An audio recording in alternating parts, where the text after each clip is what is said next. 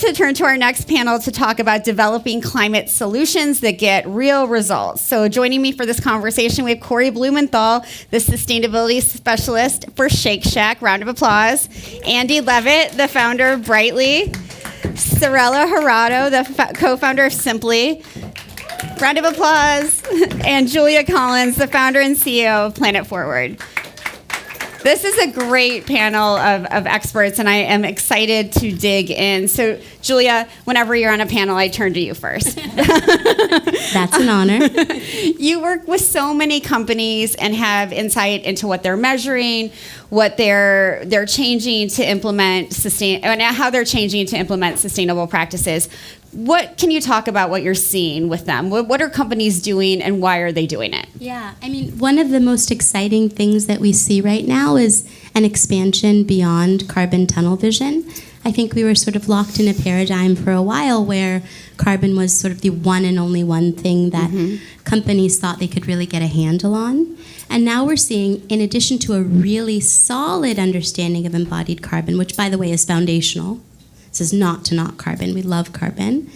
But now we're seeing companies also focus on things like land and land use change, on water usage, on biodiversity impacts, on nature impacts.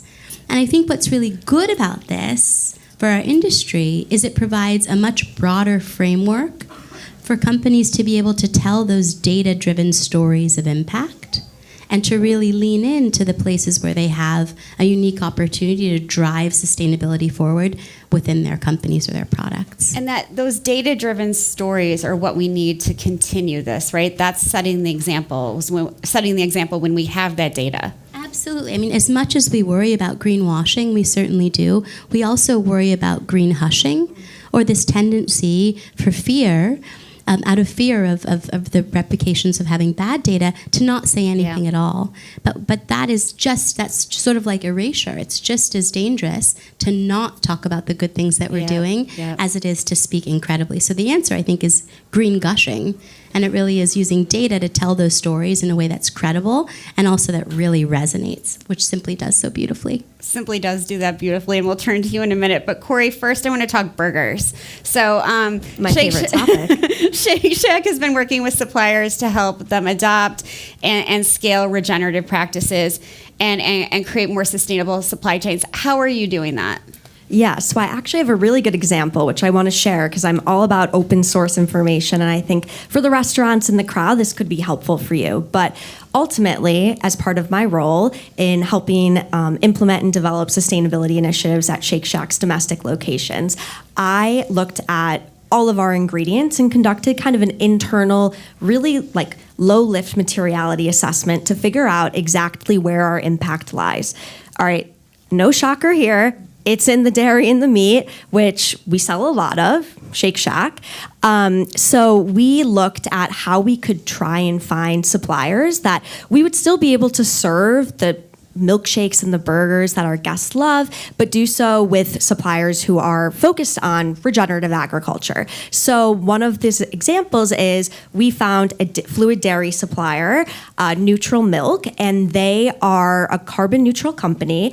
They work for on-farm, to mitigate emissions on-farm, and what they can't mitigate directly, they do buy verified permanent carbon credits for. So we scaled with them at 90 plus locations across the East Coast. So if you go get a milkshake today in New York, you can feel a little bit better about it, knowing that the fluid dairy milk that's used for the milkshake is carbon neutral.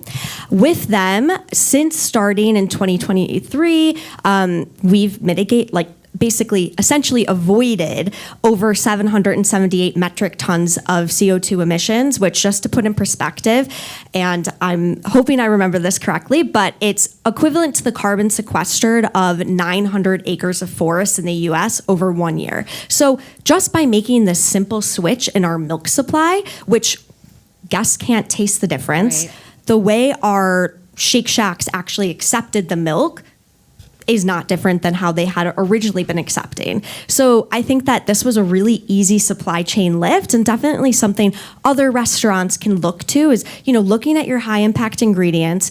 are there alternatives that you can switch to that aren't going to change the way you have to market it or the way you have to, have it in the kitchen? Like, I think that was a really good example and something we're really proud of. And because the switches don't change the taste, you still have this wonderful story to tell. You're not asking anyone to deprive themselves it's really inspiring. Sarela, I have to admit, I love SIMPLi so much. Like, you're sitting on my counter, the salt, the olive oil, all of it. I love SIMPLi, and I have favorites, so you're one of them. So and the reason I love you is because the products taste good, but they also have this great story behind them, and you're building these relationships with farmers in the field all over the world. Can you talk about those relationships and why they're important to you as a company? Yeah, absolutely. When we started SIMPLi, we just wanted to source the highest quality ingredients to the market. But the more I understood what quality and flavor really means is that they're deeply connected to soil and where food comes from and how they're grown and the people that grow it and the ecosystem and the birds and anyone that shows up every day to work at the farm. And that is what regenerative agriculture is. And as Pierre mentioned, and hearing his story is just so moving, and what he's being able to do, what he has done for the African continent, in a way is quite similar to how I got started in South America, being Peruvian. And it really goes back to where food has grown for thousands of years, really leaning towards that Asian wisdom, where food has grown in these ecosystems, that the soil is super rich, that these indigenous practices hold a lot of weight and a lot of knowledge that we just forget that there's a lot of value to that. Yeah. And that's how we started at SIMPLi. We really started by finding the best ingredients, understanding where they come from, where they have grown for thousands of years, understanding the people. And when I met with Elizabeth Whitlow from Regenerative Organic Alliance, she introduced me to this concept 4 years ago of regenerative organic.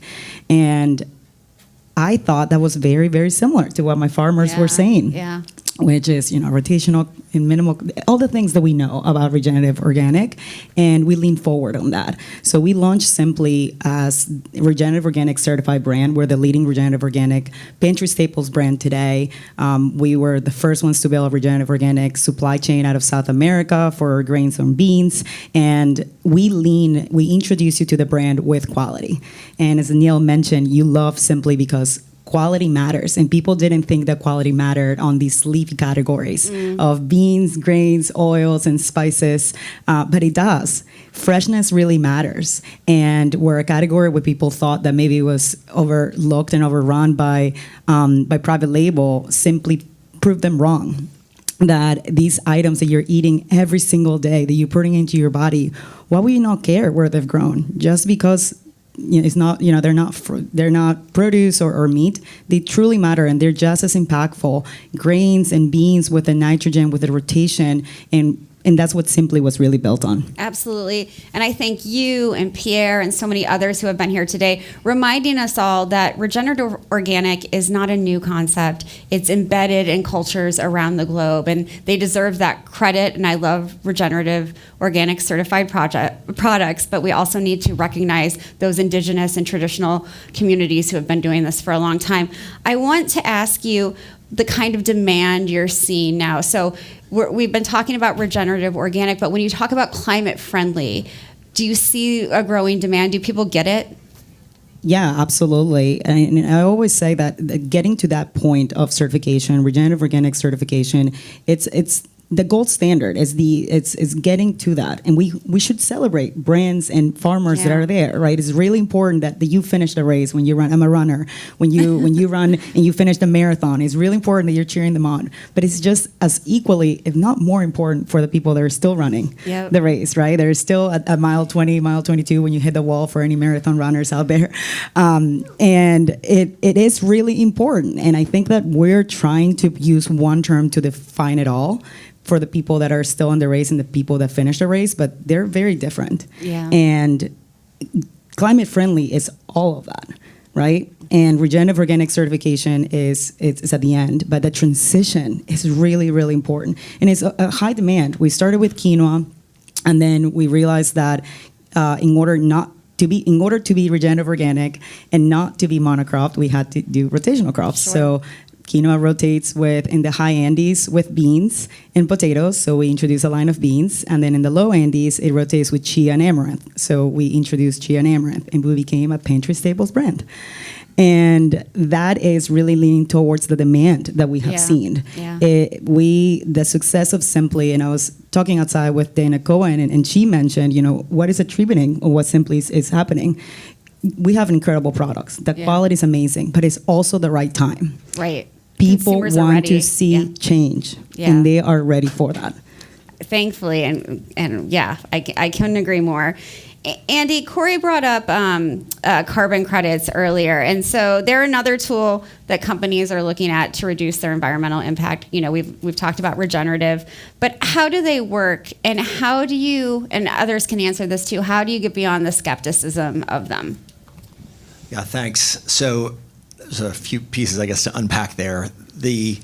A carbon credit, as those of you may or may not know, is the equivalent of a ton of carbon dioxide or a CO2 equivalent that's been avoided or removed from the atmosphere. And there's a variety of ways that that's happening, and it's so great to see a range of decarbonization schemes in place.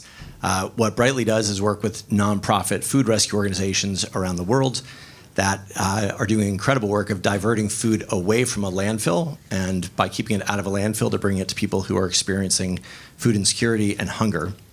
And the data is incredibly pronounced about how much food goes to waste in this country every year, the 50 million people who are food insecure, and the great work that these nonprofit food rescue organizations are doing to address those needs, while also playing a really pivotal role with addressing climate. So we're able to quantify the methane they're avoiding and turn that into a carbon credit, and then sell those credits to forward-thinking corporations who want to utilize those credits to offset their own emissions. And so we think, you've talked a bit about storytelling, the importance of a corporation being able to tell that story, that not only do they care about climate change, but they're also caring about food insecurity, since the majority of the revenue that we generate from the sale of these credits goes back to those food rescue organizations.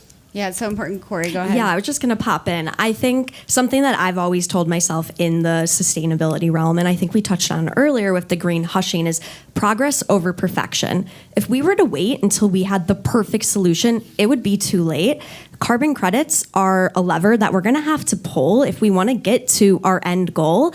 That, of course, in addition to mitigating at the source. But I definitely think that it's something that we need to continue to have conversations about. Yeah. Like you said, there's a lot of skepticism right now. And I think that, lots of headlines, consumers see what the headline is and they get nervous, and of course be skeptical and really look into the carbon credits. But when you find a company or an organization like Brightly or Neutral that are using carbon credits effectively, it's definitely worth pursuing, because that's the only way we're going to actually meet our goals. Absolutely. And this maybe is for all of you. Do you think companies can be honest about that journey and when they make missteps and when things don't work out? Or are they too scared because they want consumers to buy their products? Andy, you're looking at me very intently. I'm just interested in the conversation. I think it cuts both ways, because a corporate buyer has their constituents to address. So that could be consumers, it could be their shareholders, it could be their board. And if they're concerned that making a purchase is going to get them in trouble in some way or reflect poorly on them, they may not take those steps. So, there's great organizations that are helping define the quality of credits to provide a more transparent view of what a good quality credit is. But, I think it's that you've got to continue to work on this and chip away. It's not a one-size-fits-all solution for any organization. And I also think, as even Pierre talks about, the role of corporations playing a leading role in driving change. And I think of Shake Shack and others who can do that and shape the way consumers think. And as my friend Seth talks about, people like us do things like this. And the more we can get that happening across these organizations, and especially driven by corporations, I think the farther we're all going to get. Sarela, can you be honest with your consumers if there's if something doesn't work out? Yeah, I think that simply because it is an emerging brand, consumers are more forgiven to that.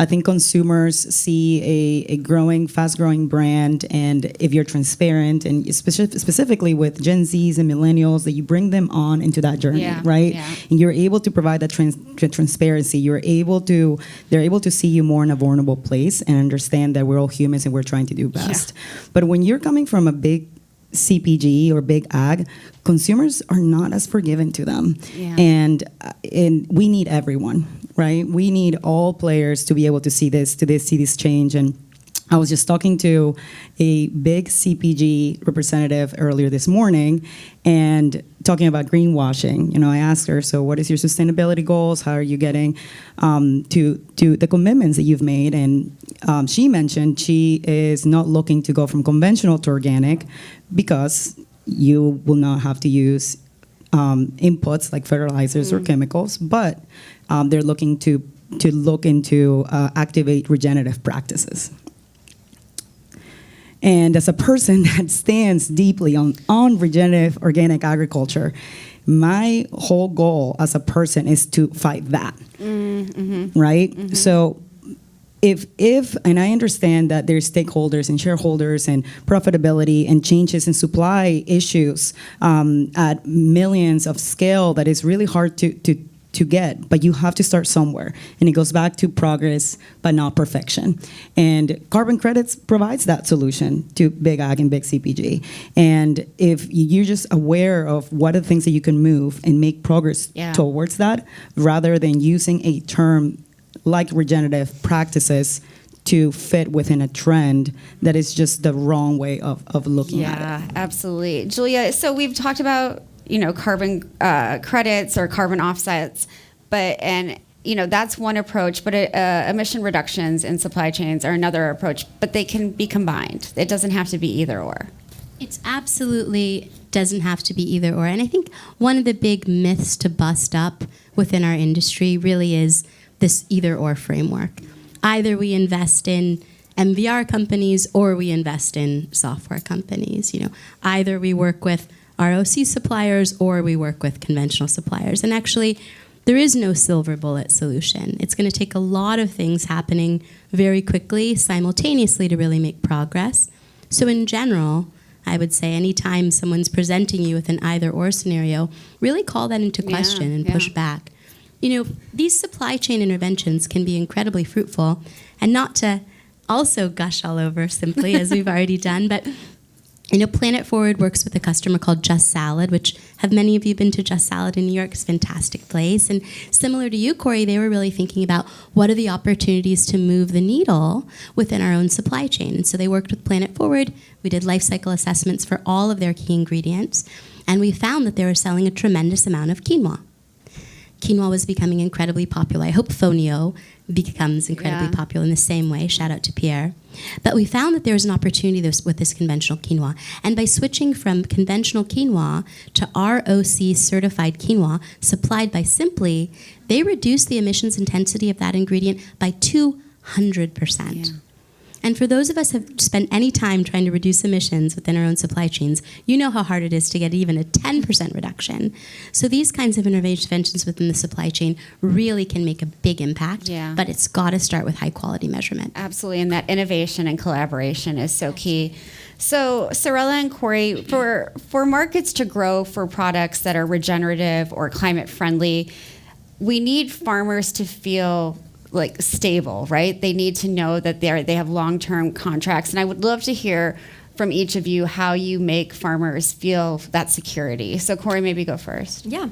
So I think maybe we're a step removed compared to SIMPLi from the farmer. But that said, we understand that everything we sell comes from an ingredient that a farmer has grown. So of course, we're thinking about them top of mind. I will say, I think our perspective is a bit more about our suppliers and holding our suppliers accountable. So we have created an annual ESG survey that our suppliers have to fill out and tell us what they're doing in the sustainability space. This gives us the opportunity to kind of gauge where all of our suppliers are at. Are they doing a lot? Have they not even started? And then find ways that we can work together to continue to move the needle and find ways that, for instance, I'm trying to think. We're doing something very cool with the French fry supplier. Next year, you'll see it. But it's exciting because we came across a common interest in regenerative agriculture and said, okay, how can we explore this further? And I think that that's something that we're working really hard to do, is to hold all of our suppliers accountable, because that will have a wider impact if, we're using a lot of the same suppliers as other QSRs, and then those QSRs are holding their suppliers accountable too, and it has a domino effect, and then it just becomes easier for restaurants to scale and all that good stuff. Thank you so much. That domino effect, I think, is key because you're affecting the entire market, not just Shake Shack. Sarela. Yeah, stability is the first step into a relationship. It's like a marriage, right? Like you're not going to get married and have open-mindedness of cheating. At least not in my marriage, right? And it's the same thing. Like stability is the commitment that you make to the farmer. You're going to come back year over year. You're investing into a regenerative organic ecosystem, or even if it's not certified, you're transitioning. That is not a one-year purchase. That is a long-term commitment to that farmer. You have to invest into the education. You have to invest into the cost of the seeds, into the certification, into the staff that is going to be spending time with the farmer. So it's not just a transactional relationship. Right. It just goes deeper into that. And at SIMPLi, we have our own in-house regenerative pathway program, which just focuses on that. And we have agronomists on staff that are at the farmers, and we're learning from them as much as hopefully they're learning from us on how do we scale regenerative agriculture at a large scale. And we believe at SIMPLi that we're proving to do that. We're proving that you can scale regenerative organic agriculture at the level that big ag plays a role. I mean, I'm moving millions of pounds around product, but it has to be hyper local, where these communities have been growing the products. You have to create a process, and you have to understand what is the scalability of that. And it's real trust that you're building. And so, Andy, as a serial social entrepreneur and innovator in the food space, how do you create that trust with the people who are producing your products and the people who are buying them, and then as a person who has to sort of be the advocate for all of this? I mean, it may be an obvious statement, but it's just transparency. And the transparency of the data, the transparency of the product itself, the transparency of feedback from other people about it. That I think great products, great brands, great services, they're not happening in a vacuum. Yeah. And the more people see the greatness, it's going to become self-apparent, and people are going to start noticing that and start acting in a certain way. And it goes back to the theme I mentioned moments ago. So there is really a huge challenge, and at the same time a huge opportunity for those of us on the stage and those of you in this audience that are here all week in New York to really lean into moving the needle so that consumers believe this is such an urgent issue that drives corporations to act, that those leaders are going to make the investments to commit to climate changes, large and small, and it just becomes the way we all behave. Absolutely. Because if we don't, we're certainly heading in the wrong direction. Julia, Planet Forward is sort of based on that transparency, and that's what attracts people to you and gets these products to get certified in different ways. And I'm wondering if you can that's a very different model than we've seen in the past. Yeah, no, it's true. I think we think about what radical transparency really looks like, and making sure that all stakeholders have the access to the data and the ability to understand what's being measured. One thing that we're working on that I'm really proud of, in partnership with the Climate Collaborative and Compass Group and Sensiba, is something called the Aligned Reporting Initiative. And this is standardizing those supplier questionnaires, Corey, and making sure that when we're asking questions up and down the supply chain, that we're aligning around what and how we're asking. This is a call to action for anybody in the room who might be interested in joining a working group or even potentially joining our steering committee. We would love to hear from you. We really believe that everyone has a right to be a part of co-creating what a solution looks like to aligning around the way that we collect data and the way that we reach out and share that data across our supply chains. Thank you so much for that. So in the final sort of minutes we have left, I wonder what your advice. I want to have more calls to action during Climate Week, because I feel like we get off these stages and nobody really knows what to do with all of this great information. So what are your calls to action for people in this room, eaters who want to support companies that are taking action? So, Julia. For eaters that want to support companies that are taking action, Yes. I think it is, to really vote with your wallet, to really make sure that when you are shopping, when you're sourcing for your family, when you're sourcing for your organization, that you're buying from the Shake Shacks and you're buying from the Simplis and you're buying from companies that are really doing the hard work to stand up for the planet. I would say don't eat the same thing every day. Change up your diet, whatever it is, just change it up. And that will open your eyes to learning about brands, about different food items, about ecosystems, and hopefully it will get your interest and you'll be a little bit more curious to know where your food comes from. Diversity, diversity, diversity. Andy. I always tell my kids, you've got 2 ears and 1 mouth, so listen twice as much as you speak. And I would say swap that narrative for this audience and talk a lot about the products you admire, the companies that are doing great work, the services that are out there that are going to change the world, because the more people talk about it, the more it's going to start to happen. Thank you so much. Corey, you get the last word. Oh, wow.